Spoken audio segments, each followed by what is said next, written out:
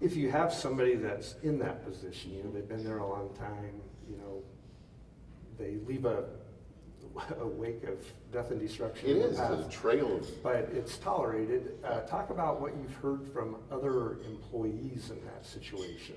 Well, first of all, working with several practices that have now made the leap, right, and bitten the bullet and had that tough conversation, and that person is no longer in the atmosphere, the sigh of relief is palpable. Like, there are parts of doing this thing, how am I going to get along without that person? They might be skilled, they might run my treatment area, they carry a lot of weight, they get a lot of things done.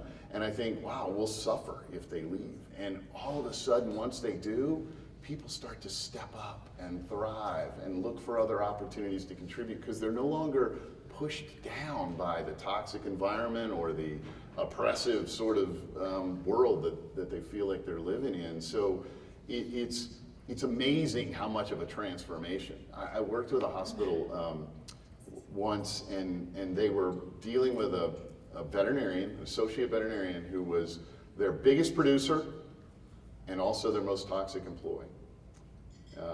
They were doing 1.2 a year themselves, 1.2 million production for that individual. And it took them about a year to get to this place, but they let them go. And they did take a little business. A year later, they said, oh my God, my only regret is I waited 5 years to do that. You know, it just changed how people showed up the next morning. It changed how we feel about our practice, about our future, about our possibilities now.